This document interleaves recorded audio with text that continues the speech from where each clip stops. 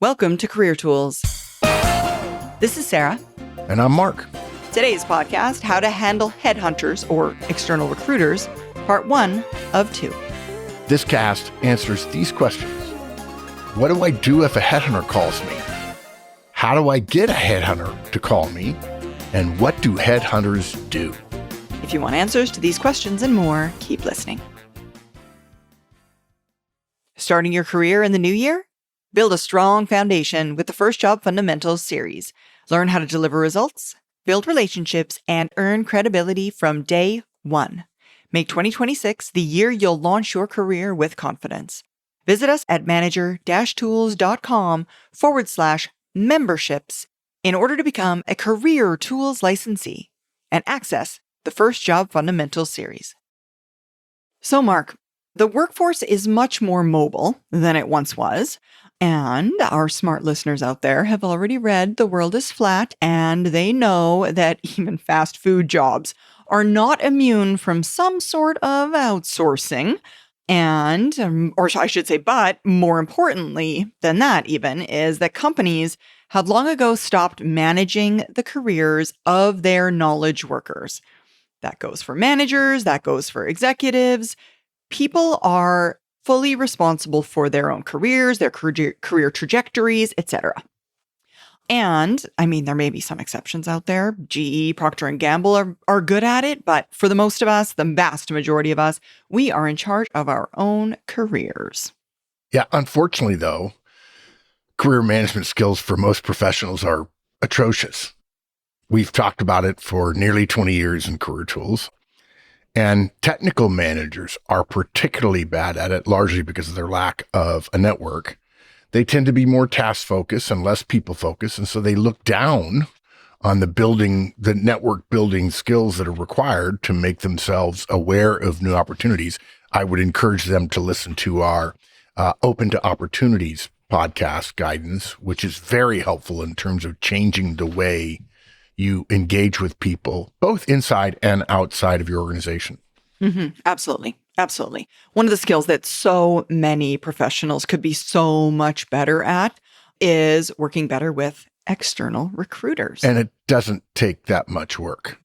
Yeah, exactly. It absolutely doesn't. It doesn't take that much work to build relationships. It does take work.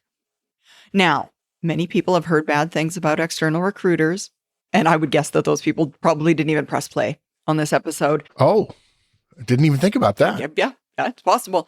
But before we lose the rest of you, I mean the ones that hung around for the show, let's be clear. If you're a manager, you should know like one or two executive recruiters. If you're an executive, you should know perhaps as many as 5.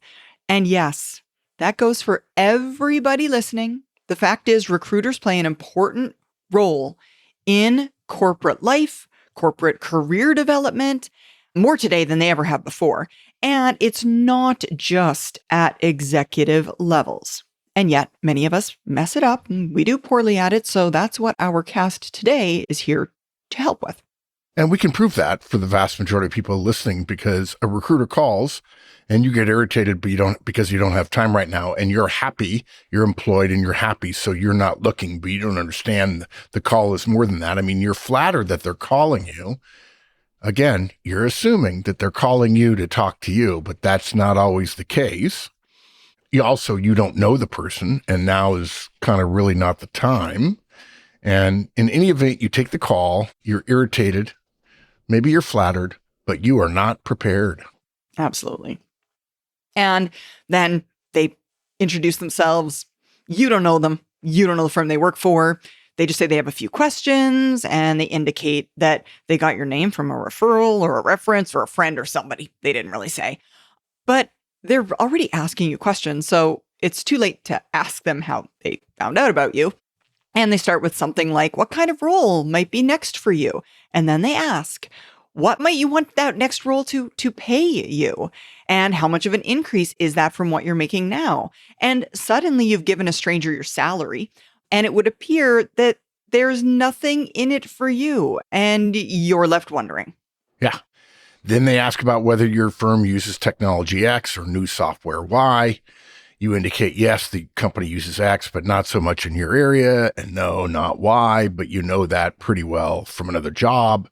The recruiter says they appreciate your time, although he or she doesn't sound disappointed, and then they'll tell you they'll get back to you.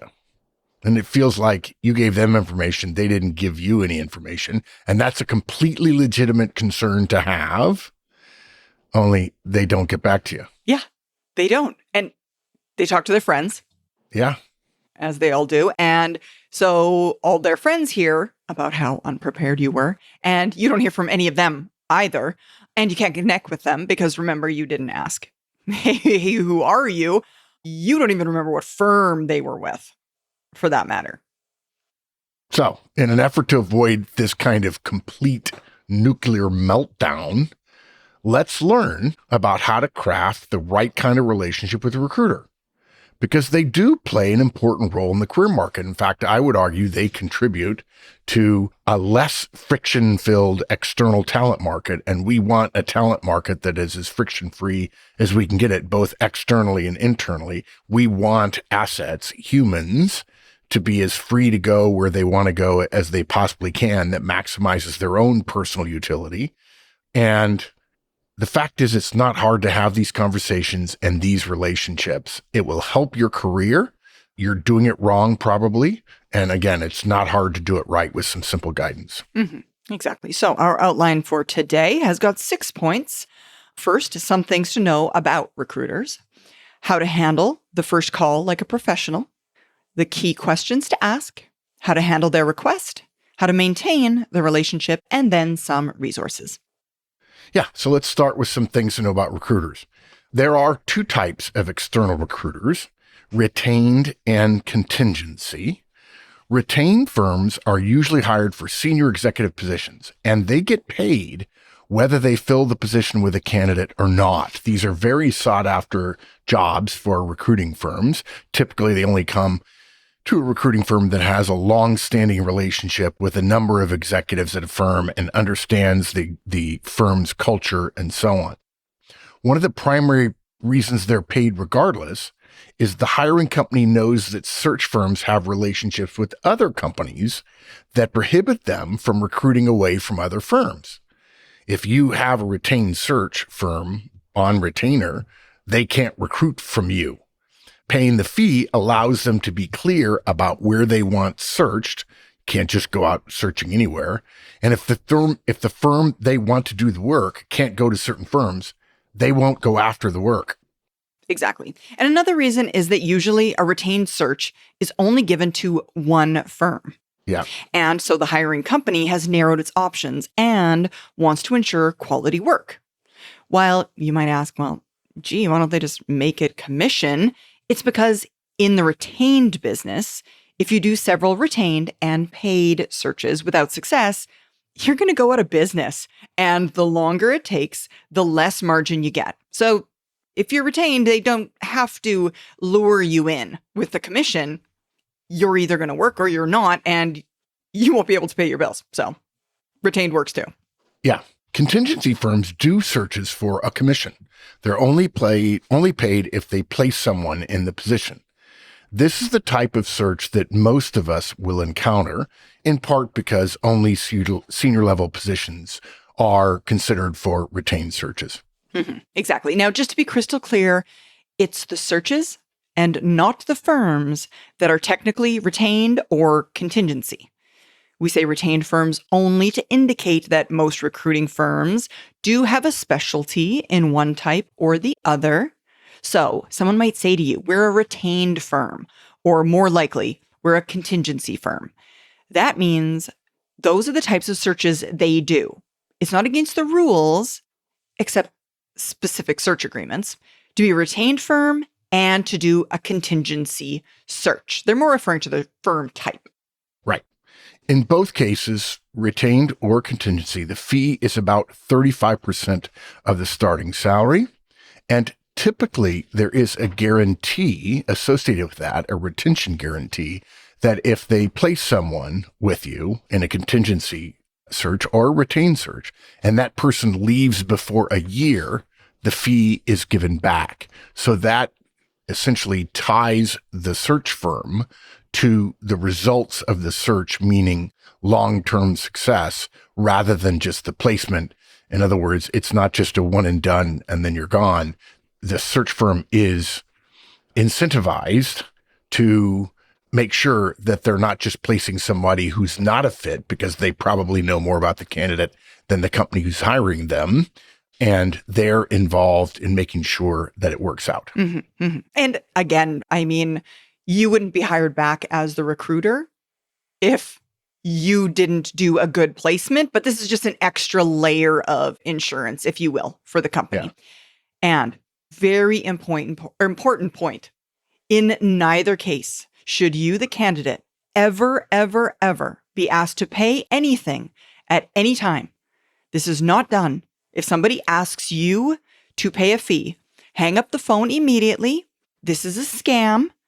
This is not legit. There's only one example of a non-trivial firm that did such a thing, Bernard Hallidane and Associates, and they were accused in multiple states of consumer fraud. Do not be tricked into this. It is not legitimate. You should not have to pay. Yep. In fact, we had at our last IMP conference, we had Somer Hackley, who is well known to many of our community members, and she spoke at the IMP conference about how to have a relationship with recruiters. And I made the point when there were some questions of her about how people could have good searches. I asked Somer, okay, but what companies do you want to be introduced to? Because most recruiters can find plenty of candidates. What they want is corporate clients. And the reason they want corporate clients, related to your point just now about candidates paying, is the client is the one who pays. Yeah. You can have 10,000 candidates, but if you don't have a hiring client, you're not going to get paid for any of those 10,000 clients, those 10,000 individual candidates. That's exactly it. Now, folks, all that to say, recruiters come in all shapes and all sizes, and the negative reputation the industry has is a function of people losing individuals to recruiters.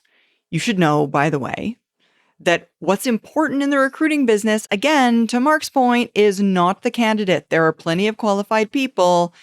What's really important, what's truly important to the recruiter, is the company who will pay that nice, lovely little fee. Exactly. What this means is that for most contingency recruiters, we'll focus there for now because that's the majority of the industry. The real determinant for you should be the person with whom you're talking. Your relationship with any firm and availing yourself of its resources, a search firm, boils down to the individual recruiter you're talking to. And that means it boils down to your relationship with them. And this guidance is about how to make a good relationship with a recruiter. And more than one, but recognize that you're not going to be called by 15 recruiters at the same company. If you are associated with a particular recruiter, he or she will develop a relationship with you, and you're obligated to develop a relationship with them as well. Are you struggling to get your point across? At the Effective Communicator Conference, you'll learn actionable strategies to overcome communication barriers and engage every audience. Help yourself reset your habits and communicate with impact. Don't wait. Register today. Visit us at manager-tools.com/training to sign up for an in-person or virtual Effective Communicator Conference today. So, how to handle the first call like a professional? Well, step number 1 is assume you'll be called. Behave as though you will be so you can prepare for when you are. Because the fact is, folks, if you're good, in most industries, other people know you're good, which means that other good professionals and executives have mentioned you in their recruiting relationships. And Mark just mentioned Somer. She said one of the number one reasons that she will speak to an individual, a person searching for jobs, is if they've been referred. Referrals mean a lot to recruiters. If a good person talked about you, you're probably good. You're coveted. Exactly. And look, surprise is never a good technique for starting a relationship. Yeah, that's true. So don't assume you're not going to be called and then act surprised when you are. And surprise, of course, won't help you be prepared for the call. And on the other hand, if you assume you'll be called, you'll pay attention to these simple guidelines and you'll be ready.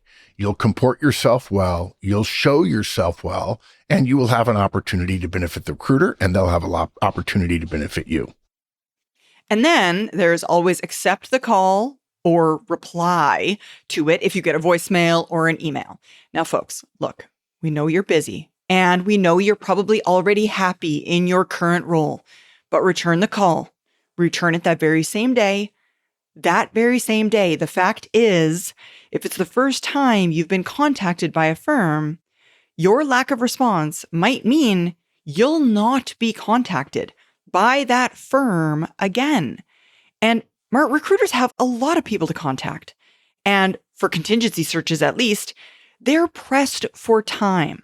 So heaven forbid, in 6 months from now, you need a recruiter when things change at your company and you ghosted them all when they left you voicemails or sent you emails and you didn't respond. And now here you are wanting help and no one's there to help you. Yeah. The mistake most of you will make is that you just don't reply. Just because the recruiter sounds salesy is not a reason not to return their calls or emails. They may ask you for a favor, and they know that they will owe you a favor in return. It may not be that you get placed with them, but in fact, your first relationship with a recruiter can be a learning one, but you won't learn anything if you don't answer the phone or return their call. Yeah, and going back to step number 1, your relationships, your referrals, being referred matters. And you're not going to get referred if you're just ghosting people's calls. They're not going to internally tell their friends, hey, you should call this person. They're good. They're not, because you didn't talk to them. Next, folks, remember it's a two-way street. And of course, that's true for all relationships, right? Just because you don't know why they're reaching out doesn't mean you should roll over and answer their questions. The mindset to have is this is two professionals talking about work. It's only fair that if you're going to answer their questions, and of course they contacted you, the recruiter should be willing to answer yours as well. And they will be. They may not be able to tell you who's searching and what the pay is and so on, but they will be open to having a conversation with you as opposed to just using you. Now, if you find yourself being used by a recruiter, they call you and they ask for referrals, but they don't really do anything for you and they're not really pleasant or even borderline professional, don't talk to them anymore. That's fine. If you don't have a good connection with them, that's totally fine. Exactly. And then there's use your best communication skills. Folks, many professionals approach this conversation warily, which comes across as unfriendly. Totally. Or in the wrong hands, rude. So think of it like an interview.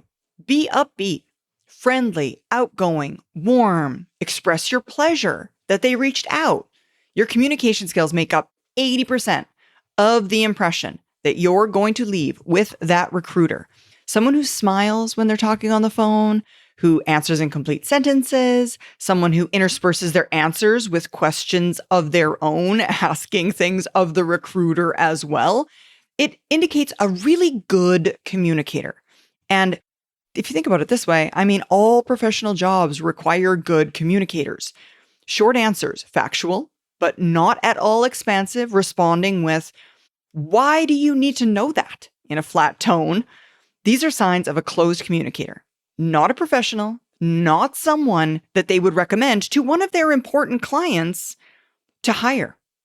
And you may be thinking, by the way, that when they call you, if they're not interested in you, and sometimes they are not, but they have heard good things about you, and they may want a referral to a couple of your friends, rather than thinking about doing a favor for the recruiter, think about doing a favor for one of your friends. They may have a different feeling about the role they're in.